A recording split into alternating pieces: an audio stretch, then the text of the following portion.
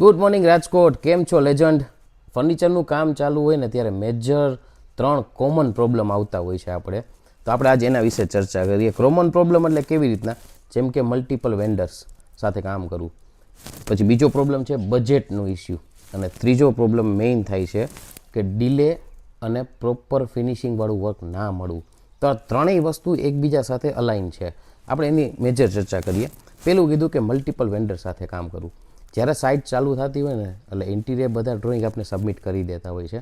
તો કયા વેન્ડરને કયા ટાઈમે એનરોલ કરવો ને એ વસ્તુ મેઇન વસ્તુ હોય છે. જે લોકોનું વર્ક નથી હોતું એ લોકો શું કરે છે કે બધા એજન્સીને સાથે બોલાવી લે. એટલે બધી એજન્સી સાથે વર્કઆઉટ પ્રોપર નથી કરી શકતી. તો એને ટાઈમલી મેનેજ કરવી પડે. કઈ એજન્સીનું ક્યારે ટર્ન આવશે અને એ ટર્નમાં એને કઈ કઈ વસ્તુની રિક્વાયરમેન્ટ રહેશે ને એ બધી વસ્તુ આપણે એને સપ્લાય કરવી પડે છે. Budget mismatch. જ્યારે ઇન્ટિરિયર સાથે તમે બેસીને ડિઝાઇન નક્કી કરતા હોય, તમારે જે નીડ હોય તમે એને કહી દીધું હોય અને ઇન્ટિરિયર એમાં થીમ એપ્લાય કરે કે ભાઈ ઇન્ટિરિયરને એક બજેટ આપણે આપી દીધું છે કે મારે આ બજેટ સુધીમાં જવું છે, તો એ 110% એને છે ને કેરી ઓન કરશે કે ભાઈ એ બજેટની બહાર જશે જ નહીં.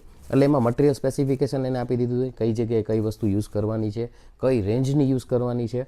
અને આપણે શું કરીએ છીએ કે જ્યારે માર્કેટમાં સિલેક્શન કરવા માટે જઈએ છીએ ને ત્યારે મેજર ઇસ્યુ શું થતું હોય છે કે માર્કેટમાં જેટલા બી વેન્ડર્સ છે એ બધા સુપિરિયર છે પોતાની બ્રાન્ડ માટેના, કે ભાઈ પોતાની પ્રોડક્ટ સૌથી સારી કેમ એ વેચી શકે ને એના માટે એ લોકો બેઠા છે કે માર્કેટિંગના એક્સપર્ટ જ છે બધા જેટલા બી છે નહીં. તો માણસો શું કરતા હોય છે, આપણે XYZ એક્ઝામ્પલ લઈ કે આપણે લેમિનેટ સિલેક્ટ કરવા માટે જઈએ છીએ. આપણા ઇન્ટિરિયરે આપને એક બજેટ આપેલું છે કે આ અમાઉન્ટનું આપણે લેમિનેટ સિલેક્ટ કરવાનું છે.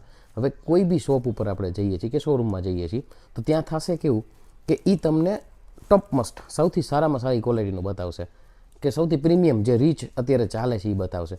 પછી તમને એના ડાઉનમાં થોડું બતાવશે, પછી એના ડાઉનમાં બતાવશે અને પ્રાઇસ રેન્જ તમને કન્સિડરમાં ગેપ એટલો જ બતાવશે કે 100 થી 150 રૂપિયાનો જ ફેર થશે.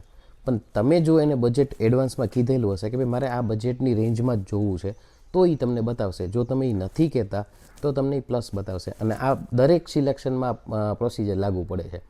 જો બધા સિલેક્શનમાં આપણે 10% પ્લસ કરીને તો ઓવરઓલ બજેટ જ્યારે પ્રોજેક્ટ પૂરો થતો હોય ત્યારે આપણો પ્રોજેક્ટનું 10 થી 25% જેવો પ્લસ થઈ જતું હોય છે, જેમાં આપણો કોઈ પણ પ્રકારનો ફોલ્ટ નથી હોતો. આપણી ચોઈસ એક સુપિરિયર કરતા હોય છે એના માટે. ત્રીજી વસ્તુ છે આપણે કે પોઈન્ટમાં કે ડિલે થાય છે. તો ડિલે શું કામ? ડિલે અને કમ્યુનિકેશન થતું હોય છે કે મિસમેચ થતું હોય છે. ડિલે એટલે કે જ્યારે ઇન્ટિરિયર ફ્રી હોય છે ત્યારે તમે ફ્રી નથી હોતા સિલેક્શન માટે, અને તમે ફ્રી હોય ત્યારે તમારા ઇન્ટિરિયર ફ્રી નથી હોતા, કારણ કે એને બી ઘણા બધા પ્રોજેક્ટ્સ હોય છે અને ઘણા બધાનું એમને ટાઈમલી અપોઇન્ટમેન્ટ આપેલી હોય છે.